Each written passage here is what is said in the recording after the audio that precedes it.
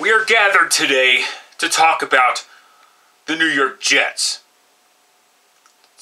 Another lost season for the New York Jets, which led to a 4-12 season and the firing of Todd Bowles.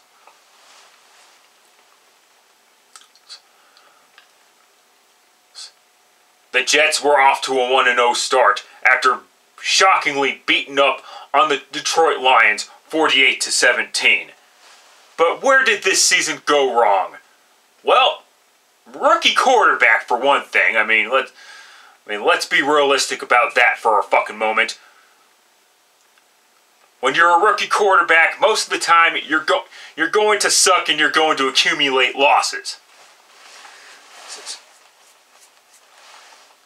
Not every quarterback is going to be like Dan Marino or Matt Ryan. Or Andrew Luck, Russell Wilson, or Robert Griffin III for that matter. It's not how it fucking works. It's unrealistic.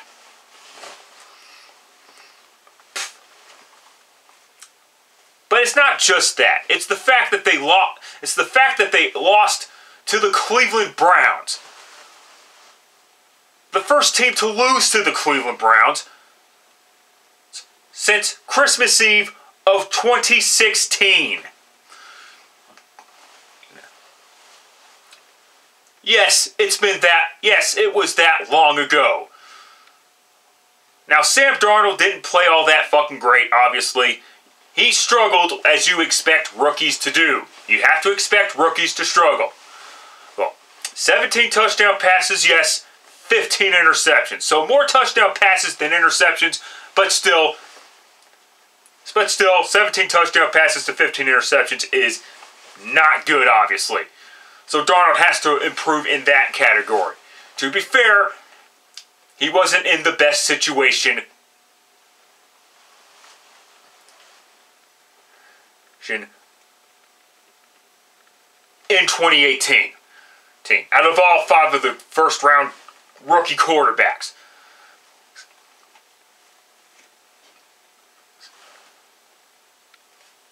The running game was horrible except for one game, obviously. There you go. That was against the Denver Broncos. And their only impressive victory, their big victory, was against the Indianapolis Colts. But even then you got to put a big asterisk on that because the Colts were a struggling football team at that point. They didn't start getting hot until after they lost to the New York Jets. However, that still counts.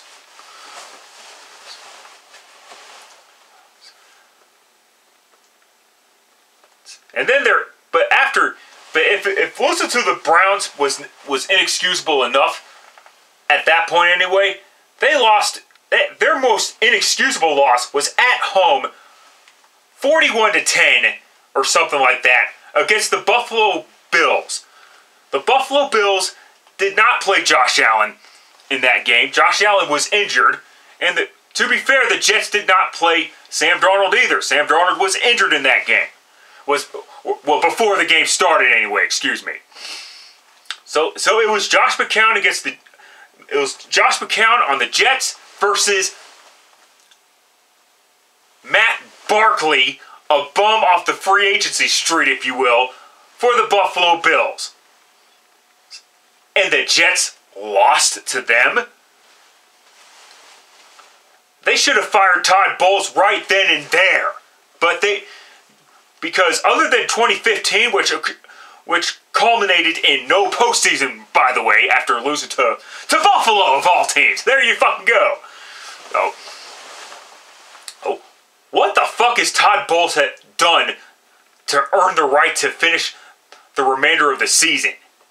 That's. And don't say stupid shit like, well, if they're gonna go down the ship, they might as well take their head coach with them. That isn't the fucking point.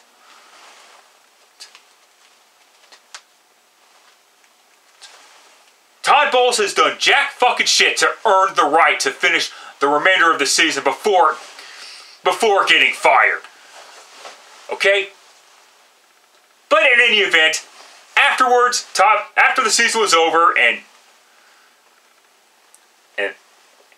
boy, there were not many memorable games for the Jets, obviously. They got swept by the Dolphins. They got teabagged again by the fucking Patriots. And then after that, they split against the Buffalo Bills. They did beat the Buffalo Bills when it was Sam Darnold for the Jets and Josh Allen of the Buffalo Bills. Fine, whatever the fuck there. But obviously this was a train wreck, which led to the 4-12 record.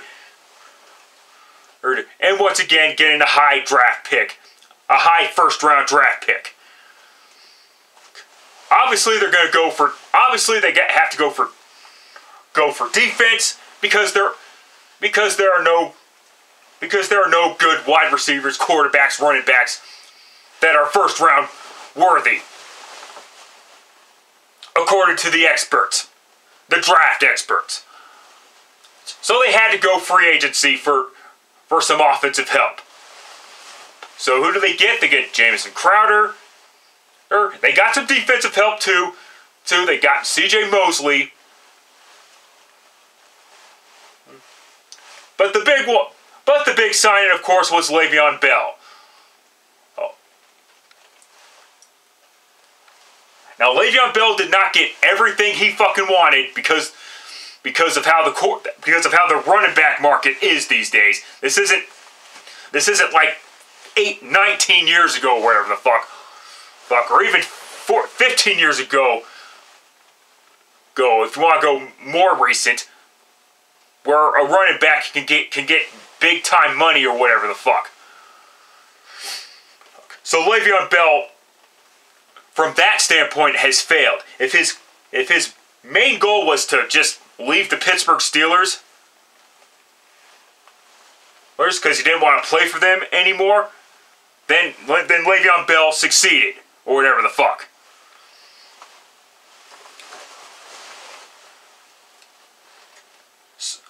So as far as the head coach goes, to replace Todd Bowles, do they get Mike McCarthy to replace him? No, they go for former Dolphins reject Adam Gase. The dude who pretty much failed with the Miami Dolphins. Yes, we can make the excuse, well, he didn't have the best quarterback. He didn't have a great quarterback or whatever, but at the same time, the head coach is supposed to make the quarterback better than he already is. In fact, the head coach is supposed to make the roster better than they already are. That's the coach's job. The head coach's job, mind you. Okay? But we'll wait and see, because just because a head coach failed his first time around doesn't necessarily mean he's going to fail the second time around. Oh, and the Jets also would have gotten Anthony Barr, but the Vikings said F-U-C-K-U, Jets.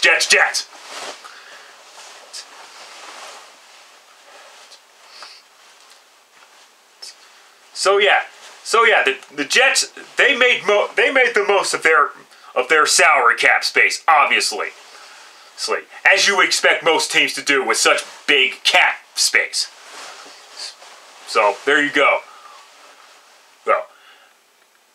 So what does the future hold for the New York Jets? Will they take that next step or whatever and make some progress and possibly get a wild card round? Which is the most likely scenario. Will they actually be in competition with the New England Patriots for an AFC East division title? Oh, not so likely, since Tom Brady and Bill Belichick are still with the New England Patriots. Or will they do what they did last year and finish with another 4-12 record? That's unlikely too. Let's just call that for what it is. They upgraded at the running back position. They've somewhat upgraded at the wide receiver position, and they signed And they used some of their cap space to re-sign some of their own players.